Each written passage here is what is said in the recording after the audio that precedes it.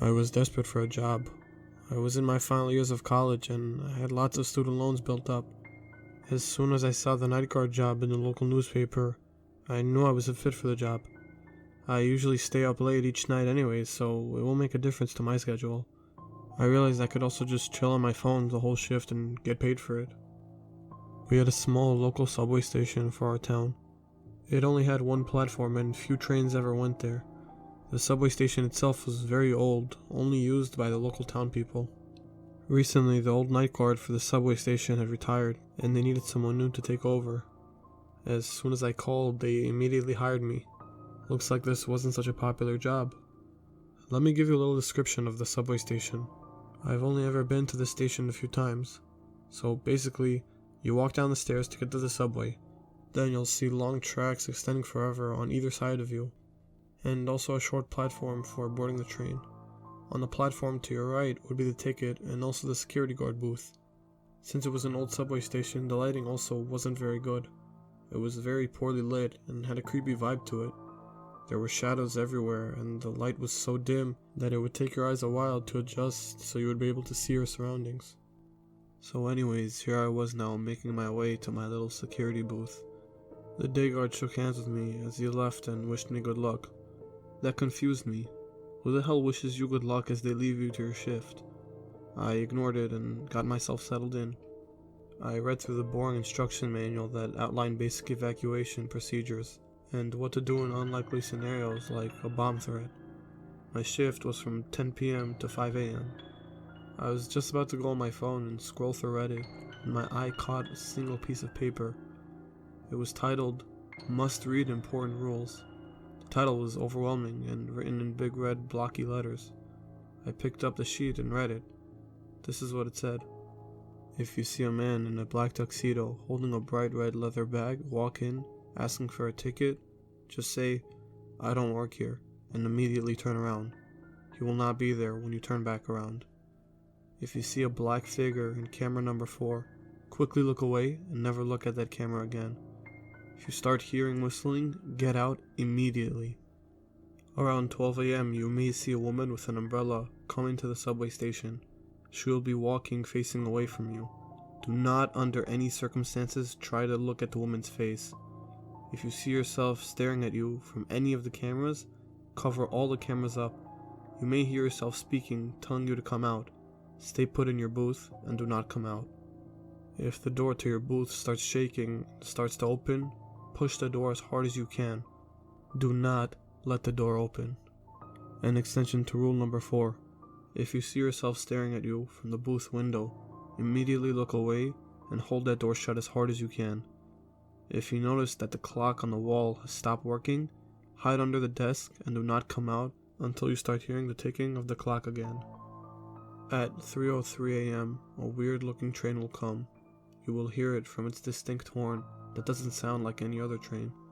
Carefully look out and see if anyone steps out of the train.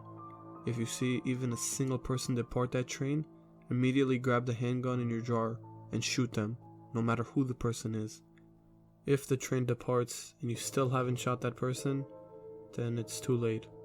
Your clock, phone, and any device that shows the time will try to deceive you. They will show the time incorrectly and instead show your shift end time. They are trying to get you to come out. If you feel like the time isn't right, stay put in your booth and wait until morning, and you will see people walking into the subway station. Apart from the weird train that'll come, you should only see one other normal looking train arrive at the station at exactly 11 p.m. That will be the last train until 5 a.m. If you see any other train arrive at the station, no, you are not tripping. Just hide in your booth and wait it out until morning. If you break any of the above rules, we are no longer responsible for your safety. We will nonetheless come to collect you in the morning if anything does go wrong. The safest place at the station, if you do happen to break any of the rules, is on the tracks. The subway management team. The rules sounded totally fake, and then suddenly a man in a black tuxedo came inside the station. He knocked on the glass. My heartbeat flew like a plane as I saw the man in the black tuxedo ask me for a ticket. My body was suddenly frozen on the spot. I was unable to move. I was unable to speak. My voice got trapped in my throat. I barely managed to choke out, No, I don't work here." The man suddenly seemed confused. His face slowly got even more distorted. His left eye got larger and larger. His nose bent at awkward angles and his mouth twisted impossibly long. I grimaced at the sight and nearly threw up my dinner on the floor. The man turned away and literally crawled out of the station. Well, I guess I just experienced the first rule. I'll update throughout the night. I'm definitely not coming back after this shift.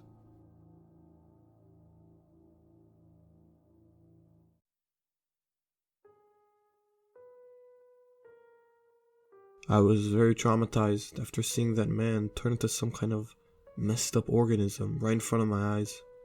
I just sat in my booth, rereading the rules again and again. It was so dark in here that I had to use a small lamp on the table next to me. They really need to fix the lights in here. Yeah, I also realized that I had broken the first rule. Hopefully, other than traumatizing me, it didn't do much damage. The first thing I tried to do was walk out, but I could see movements from my peripheral vision, and they got closer as I moved towards the exit. The shadows in the station elongated towards me, and I got a horrible gut feeling. I won't even make it a few steps outside the station if I exit before the end of my shift. I ran back to my booth and just sat there. It felt like the shadows themselves were watching me. Suddenly I saw movement in one of the cameras. There was a dark figure. No, I can't even call it a figure. It was a literal monster. It had 4 arms, or were they tentacles? They each ended in a razor-sharp point. Were those eyes all over its body? It had red bead-like things over its whole body. They reminded me of small, bright red jewels on a pitch-black fabric. It had things coming out of its mouth. That's all I can call them, things. They weren't like tentacles, they were twisted and curled like worms, as if it was vomiting its whole brain out. It had legs like the fins of a fish, thin and floppy. How is it even standing straight? It suddenly dawned on me. I quickly tore my eyes off the camera feed. I covered the camera feed with my jacket. The whole image of the creature had been fully etched into my brain, and I was shaking uncontrollably. I swear I hadn't looked for too long. Chills ran up my spine as I heard a high-pitched whistle. It sounded excited and hungry. More shrill whistles echoed around the dark station. My whole body was frozen on the spot, and I swear that the creature could hear my panicked heartbeat. The whistles got louder and louder, as if they were coming closer. A black sticky liquid oozed out from underneath the door of my booth. I backed up and, the second time this night, nearly lost my dinner on the floor. My stomach must be very strong. The liquid bubbled and seeped in very slowly. It didn't have a color. It was the color of nothingness. I was actually mesmerized by its color. It was the color you see in between your dreams at night. It was the color a blind man would see. I suddenly saw the same creature I saw in the camera feed, now literally touching the glass of my booth. I let out a sharp yelp as the creature suddenly moved towards the door, and the doorknob started rattling. Then I heard another sound, a sound that made the hairs on the back of my neck stand up. Just when I thought I couldn't experience any more fear than what I was currently experiencing. All my muscles locked up. I was literally frozen in fear. The sound was indescribable. It was a mixture of moans and laughter, crying and shouting. It was a sound nothing can recreate. The sound blared like a horn, and my brain suddenly processed what was happening. The phantom train was coming. The creature that was at the door of my booth also looked scared. It spasmed all over like a fish out of water. Suddenly it turned around and ran, or slithered. I don't even know what word to use for its movement. Looks like I just survived breaking another rule. The phantom train came in. Have you guys ever seen Thomas the Tank Engine? Well, yeah, that's exactly how the train looked like. It had a human face embedded into its front. Other than that, the train was fairly normal, and it came to a stop on a platform. I couldn't erase the image of the face of the train looking at me as it stopped by. It had an unnatural grin on its face, its eyes way too big and cartoony. It took a lot of effort to snap out of it and pick up the handgun out of the drawer from under my desk. The gun was already loaded. I did not want to break this rule. Even the creature that came after me was scared of this train. I honestly do not want to face whatever comes out of the train. Something deep in my gut told me that if this time I failed to follow the rule, I will not make it out of the subway. Guess who came out of the train? It was my little sister. She recently turned 15. She walked out looking dazed, like she had just woken up. She looked around and saw the train station. Her eyes lit up as soon as she saw me. I pointed the gun at her and her face crossed over with fear and concern. She told me to put the gun down. She was asking me why I was doing this. Suddenly the train blared its hideous horn and its door started to shut. My sister looked back, equally disgusted at the sound. I pulled the trigger. It all happened in slow motion. The handgun made a loud sound that echoed all across the subway station. The bullet pierced the back of my sister's head and made blood splatter everywhere. My sister dropped like a stone, and blood gushed out of her wound like a waterfall. It pooled all around her lifeless body. The train left, its horn mocking me. I quickly ran back to my booth and broke down. I cried for what seemed like hours and screamed at the subway station. She seemed so real. Was it actually her body laying there? Did I just take the life of my sister? No, I couldn't have. I'm trying to calm down by typing this up. It's only 3:20 a.m. and I have around 2 hours to go before my shift ends. I don't think I'll make it. This is not a subway station. It's a portal to hell.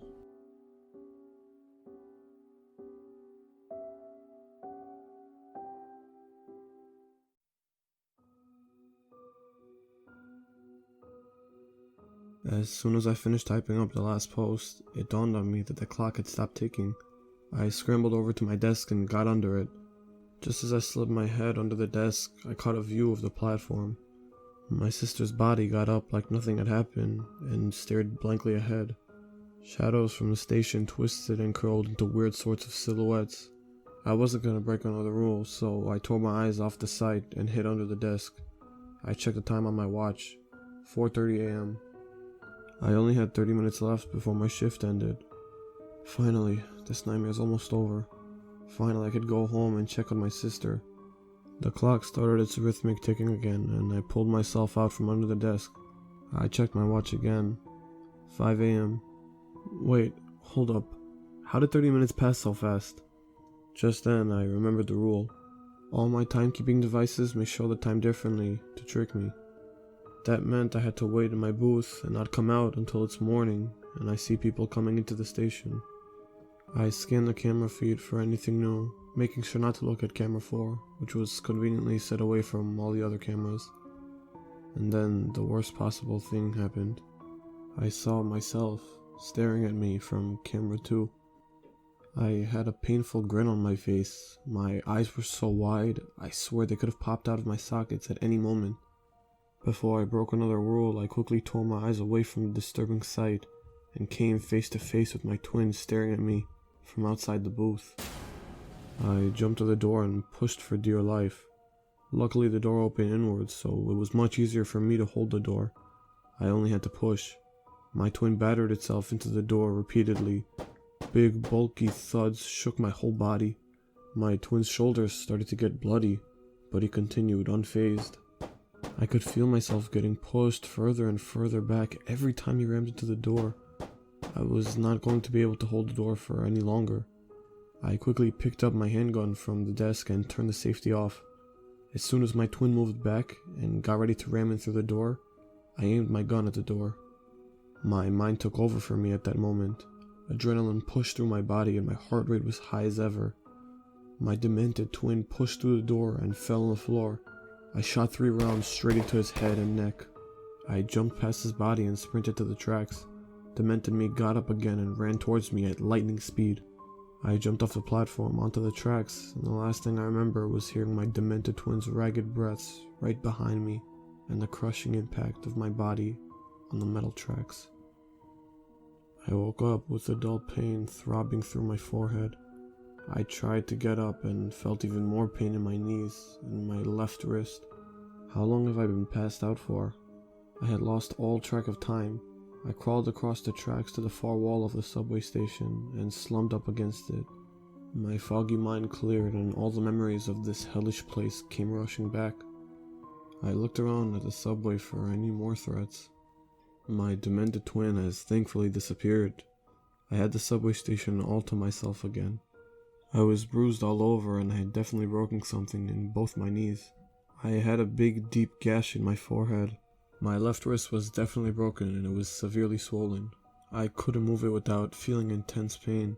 The adrenaline rush had long worn off and I felt defeated and extremely tired. If I was going to die here, I wanted to die in peace at least. I took my phone out of my pocket. The screen was cracked into a million pieces and it would not turn on. My watch was still working surprisingly, although its glass was also cracked. 4:05 a.m. I had no idea if it was the actual time or not. Either way, I was pretty much unable to get onto the higher platform again and walk out of the station. I couldn't even call for help, which I just realized. Why the hell didn't I call the police as soon as I broke the first rule? They could have gotten me out of here.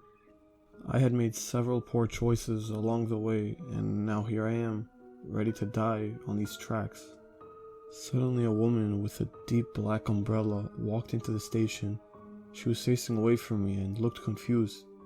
"Hey, can you call more people? I'm stuck here. Please, I need help," I desperately spoke out. Oh crap. I realized too late as the woman turned around. There we go. I just broke another rule. She turned around and gasped as she saw me. She came closer. I guess that's the final rule I'd ever break, I thought, letting the creature do whatever it wanted. Surprisingly, the woman asked me if I was okay and told me to stay put and wait until she got the ambulance here. Then she picked up her phone and started calling. I was only able to mumble a thanks before I passed out again. I guess I got very lucky. I had pretty much broken every single rule on that list and still survived. I returned home and thankfully my sister was still alive. I told my family that I fell down the stairs of the subway station to explain my injuries, which they definitely did not buy. But then again, I don't want to tell them about the rules, or they'll think the head trauma has made me crazy. Today I received a text on my phone saying, "Congratulations, you have been promoted to work as a night guard on our only night train. We have also sent you a sum of $100,000 to your bank account as your pay for your first shift. We hope to see you for your next shift in 2 weeks' time."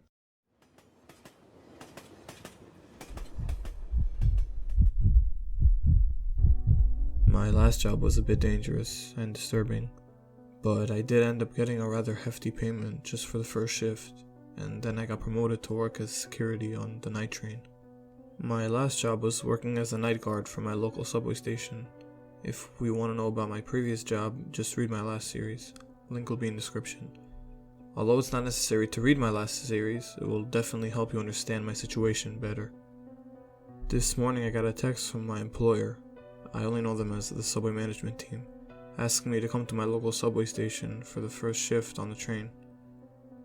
I made my way to the subway station on time at 9 p.m.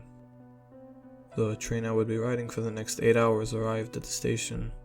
It was a very modern looking train with automatic doors and was 6 compartments long.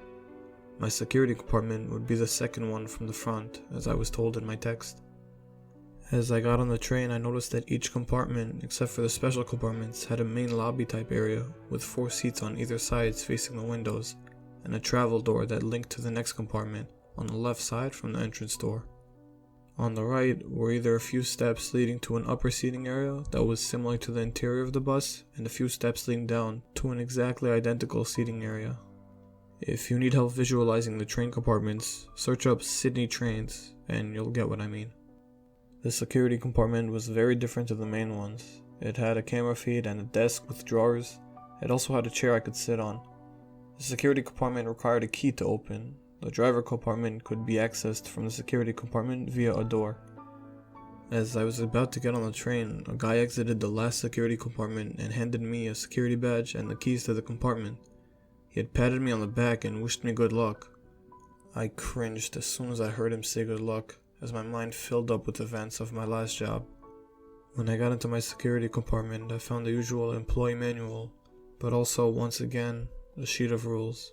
It read, All passengers must be escorted off the train on Station 6. The train will stop for 5 minutes on Station 6. Check all 4 carriages and make sure every passenger has left the train.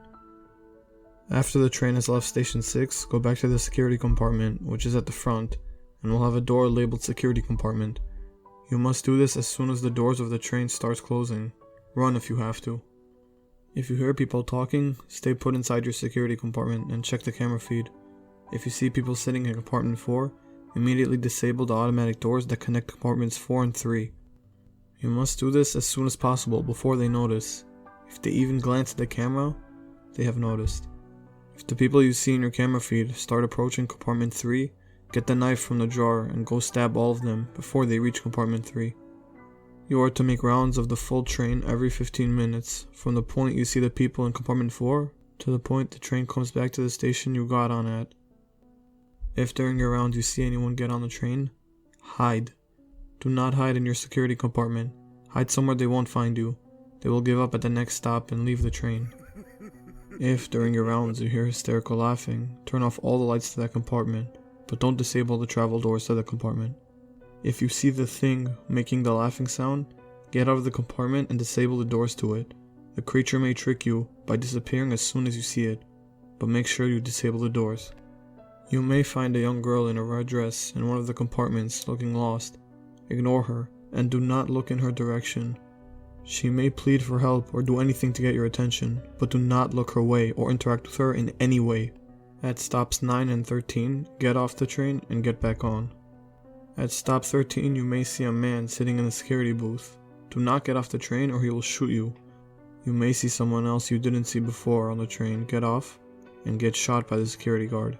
Do not interfere. The train may break down at any point during the journey and all electric power will go out. Keep calm and stay in your position. You may feel things moving around you in the dark or even hear things. Ignore everything. The train will start up again and will eventually move on. Continue normally. Check the camera feed every 30 minutes after reaching stop 13. You may see various creatures or people sitting in the seats. You may see violence. Make sure you do not interfere in any way. At the same time, you may have to do a round of the train. Keep doing your round and still go through that compartment. The creatures can only be seen on the camera feed. If you notice that you're stopping at the same stop over and over again, go to compartment 4 and sit on the very back seat. Wait until the stops continue and then you can leave the seat. On one of your rounds you may find the train seats bloody. Use the cleaning cloth in the drawer and clean the seats. The lights on the train may go out at any time during your rounds. Use the flashlight we provided and continue your round. If you see anything in the dark, run back to the security compartment and disable the doors to that compartment. You can enable the doors once the lights come back on. If the train gets too quiet and you literally don't hear anything, run to your security compartment and put loud music on your phone to fill up all the silence. Continue your shift and rounds once you hear the steady sound of the train engine. If the train stops for longer than 5 minutes at any stop, check on the driver. If he's not there, you will have to manually close the door of the train and keep the train going until it loops back to your stop and get off there. You will also have to continue your security duties. If you walk into compartment 5 by accident, turn around and get out before the automatic doors close on you. If the doors close behind you and you're stuck in compartment 5, then jump off the train. The reason this rule is so important is because there is no compartment 5. If you break any of the above underlined rules, we are not responsible for your general health and safety. We will nonetheless come to collect you at your entry station. The train has just started moving again. My current station is station 1. I'm going to read these rules and try to memorize them, and also get myself familiar with the train before the rules are upon me once again. I went around the train and it was sparsely populated. It wasn't exactly packed, but it wasn't empty either. Everyone was tired from their work and they were returning home. I was just starting my shift. I went back to the security cabin and the door clicked shut behind me. Auto-locking door. That should be useful, I mocked as I sat down rereading the rules. The train ride was just dark tunnels. After a long and uneventful ride, the train finally reached Station 6. I got out of my station cabin and ushered everyone off the train. I then did a round of all 4 cabins and had to wake up a few sleeping passengers and get them off. The train doors then started to close, and it was just me and whatever else was on the train. I quickly set up my watch to alert me every 15 minutes to do my rounds. So far so good. Rule number 1, tick. Just then I realized that I messed up rule number 2. Chills went up my spine and my heart rate quickened up. I was at the end of compartment 1, so all I had to do was go through the seating areas and then go straight through to the security compartment. I suddenly started running as soon as the plan formed in my head. I had broken the rule, but that doesn't mean that I just stand here and wait for something to get me. Suddenly I slammed into the wall. I was momentarily dazed as I really wasn't expecting a wall to be there. No, hold up. It wasn't a wall. I just crashed into a horrifying creature. It was a deep black color. I mean, not black. It was the color of nothingness. The total absence of light. It had bright red-like protrusions all over its body. In place of a face, it had tentacles bulging out of a deep hole in the place of the mouth. Since it was hunched over, I felt its wet, slimy tentacles in my hair. This was the same creature from the subway station. This time, I wasn't in the safety of my booth though, and nothing is gonna stop him from getting me. I was frozen in fear for a while until the creature let out a deep, guttural growl. It kicked me out of my state and I started to run for my life. It reached out its claws and scratched me painfully in the chest.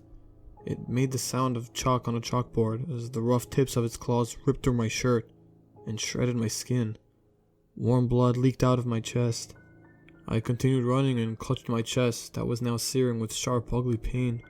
I got into the security compartment just in time. The creature made a massive bang against the door. I quickly reached into the cabinet next to my desk and found the first aid kit. The creature continued banging itself into the door, and at some point it finally went away. After ripping open my shirt, I applied the unmarked lotion I found onto my skin and wrapped the bandages around my torso.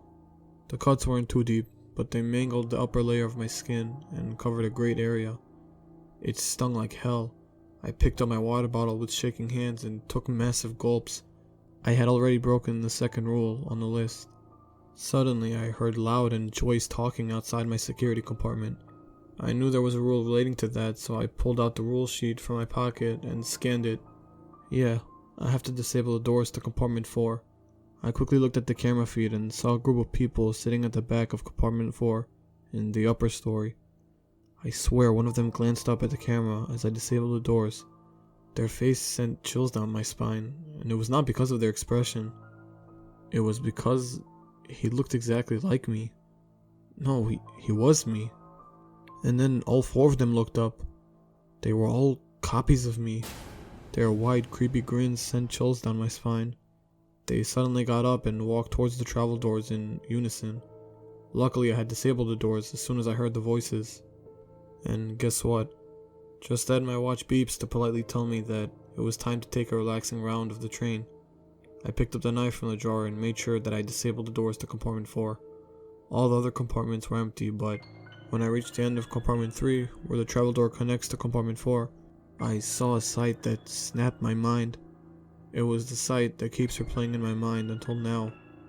There they were, the 4 copies of me, pressed against the glass. They looked demented and drugged. Drool dripped down their faces and their eyes went wide at the sight of me.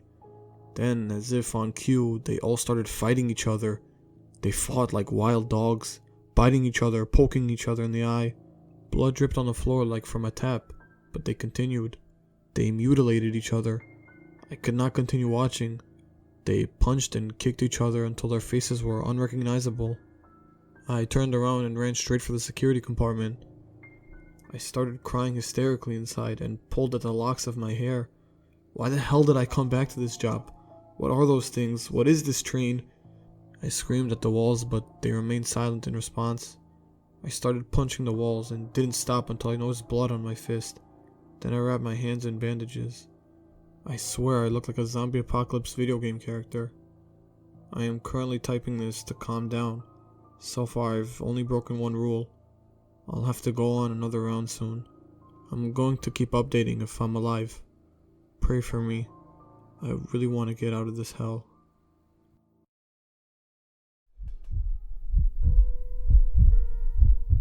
As soon as I posted the last post, the train stopped at Station 8. I realized that at the next stop I would have to get off and on the train. It was also time for another round, so I came out of my security compartment. I looked outside the train doors to check out the station. It was kind of the same as my local station, but had no guard booth. How lucky. No one has to work here. My thoughts were interrupted by a fast, dark figure that darted into the train. Wait, damn it, there was a rule about that. Suddenly I remembered the rule, and I quickly scrambled for the upper seating area for the first compartment. I had already found myself a very good hiding spot. I slipped under the seats and held my breath. I heard thundering footsteps walk towards me. I also heard the heavy panting, the sound someone would make after having nearly drowned. I felt something wet near my feet and looked down. I suppressed my scream as I saw a pool of blood spreading on the ground. It was a mesmerizing, deep red color, consistent throughout. The blood was thick and it oozed slowly to spread across the floor. The footsteps then went away. The train doors closed and the train got moving again. I got up from under the seat and there was no pool of blood on the floor, like I was hallucinating or something. I composed myself and decided to continue my round. As I reached the end of compartment 3, I realized that the travel doors to compartment 4 were now enabled again. I pulled out the sharp knife that the train guys had provided me and cautiously walked inside. The compartment was empty. Suddenly my eyes caught on the bloodied seats. I quickly pulled out the microfiber cloth that they had provided me with and scrubbed the seats. The blood went away pretty easily. As I got out of compartment 4, the automated PA system announced that it was station 9. Big deal.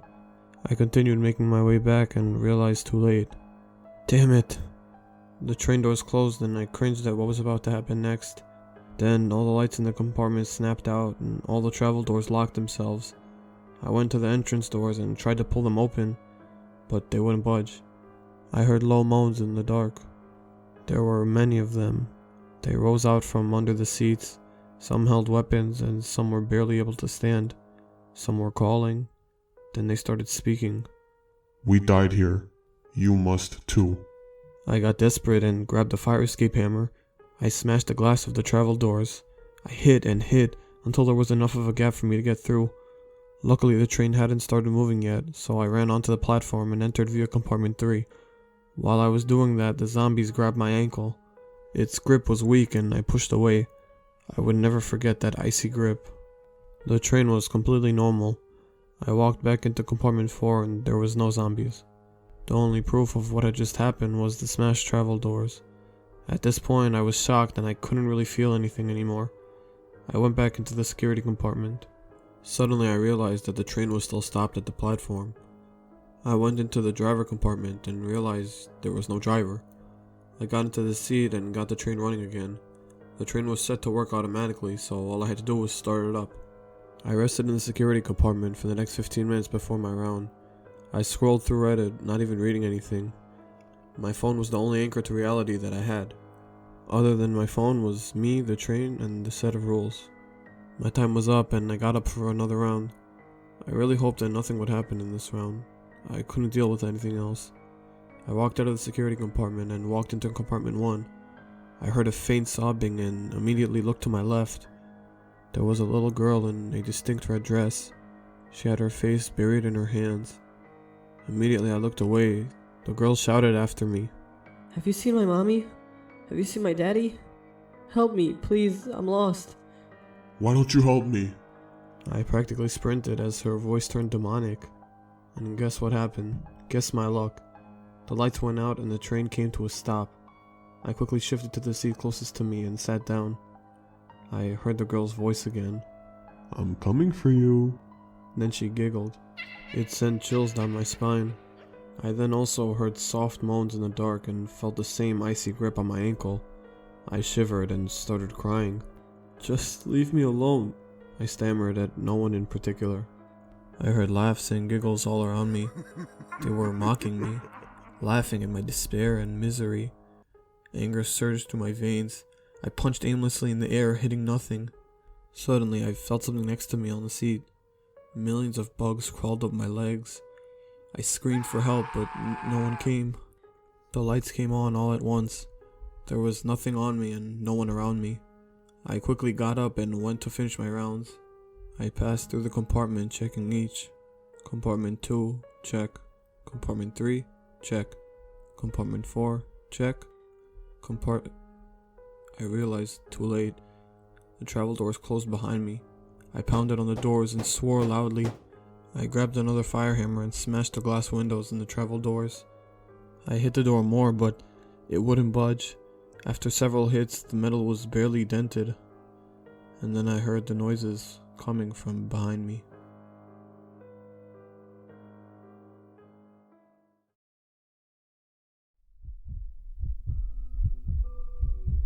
First off, I've noticed that some of you guys are interested in the history of the subway station. Some of you guys have also been speculating why such a job even exists. Our local subway station was built in the 1950s. The train station has been the same ever since then, except for a few changes and renovations to adapt to modern technology in trains. The subway station has been closed down many times over the years, till the late 2000s, due to unfortunate incidents. In the 2000s, a new company bought the subway station and promised to manage it properly. There is no information about the company on the web, and it is simply known as the subway management team. After the team took over, nothing has ever went wrong in the subway station. They are probably the ones who invented the rules and hired the security guards. I personally think the reason that this job exists is to prevent incidents like the ones that happened before, and to also prevent the creatures or whatever is on the subway station and the train from entering our world. If so, they remain confined to only these locations and stay there, which would explain the rules of shooting people coming off the train and stabbing the people coming out of compartment 4 if they came out. Other rules may be simply to protect the guard, such as getting on and off at stops 9 and 13 and not going into compartment 5. Speaking of compartment 5, I barely made it out. I turned around and behind me were the same zombie-like beings. They had excited looks on their faces as they drew closer. They took their time, coming slowly, as if to mock me. Suddenly an idea formed in my head. They reached out like they were sleepwalking. I felt claustrophobic as they closed in on me. Their faces and bodies were rotten. The smell made me gag. I pulled out my knife and started stabbing and slashing at them. They continued unfazed, hungry for my flesh. I pushed through the crowd to the entry and exit doors at the side of the compartment and hit it with a fire hammer. The glass immediately shattered. My arms and hands shook from the adrenaline. I hit the glass harder and harder. It broke away pretty quickly. Since these doors were mostly glass and plastic, I could easily jump through this door without it being open. The zombies were fast to follow and they started running at me. I realized that the train had stopped at some station and I didn't have to jump on the tracks and hurt myself. I leaped out to the gap and landed on the platform. A gunshot whizzed past my head. I realized very quickly that I had indeed jumped off the train at station 13. There was a guard right in front of me with a gun in his hand. He was probably just following the rules, thinking I was also a monster. Zombies burst out of the train behind me. The security guard's eyes widened and he shot. The gunshot nearly connected with my head. More creatures of all sorts came out of the train. They were all hideous and otherworldly. Some of them fought each other. Some of them looked around, sniffing for blood. I had just unleashed a world horde into the subway station. Many of them ran outside the station like crazy, ready to terrorize people on the streets. The security guard shot again. This time he didn't miss. It all happened in slow motion. The shot connected with my arm and blood splattered everywhere. I felt a weird burning sensation on my arm. I was surprised I didn't feel any pain. I watched in shock as blood soaked the whole sleeve of my shirt. Then the pain set in. It hurt like hell. My knees grew weak and I collapsed. As if it wasn't enough, the security guard shot another one. The bullet hit my hip bone. I heard a disgusting grinding and cracking sound. First, I just felt shock in my hip, and then the pain set in. It was agonizing. The only thing I could feel was pain. I collapsed fully on the ground and passed in and out of consciousness. And then finally, after a long agonizing time, it all went black. I woke up in a hospital bed hooked to a bunch of machines and IV drip. My arm arched and my torso hurt when I tried to move it. The nurses saw that I had woken up and quickly came over. They explained my injuries to me in a blur and told me about the surgeries they had to perform on me. I had been shifting in and out of consciousness for 2 days. It would take me a long time to recover from the gunshots. After a while, serious-looking men in suits appeared. This was definitely some government thing. They offered to pay my medical bills and give me lots of pension if I kept my mouth shut. I didn't want to be taken away. They didn't explain anything to me and insisted that I forget about it for my own good. My family was also compensated lots and told not to spread anything. Everything was covered up as some sort of accident. The subway station remains closed to this day. The subway management company disappeared and all records of it were gone. The train tracks have been completely closed off and no train would be able to run there. Our small town now usually sees lots of military helicopters in the sky and lots of police cars patrolling. I swear our town has been quarantined as there has been rumors of military trucks on the roads not letting anyone in or out. I've never been able to go back into a subway station. Even images of trains send me into hysteria. I have to visit 2 different psychologists every week. Every night I wake up from nightmares that take me back to the subway station, back to that train. And sometimes I wonder, what happened to all those creatures that came off the train?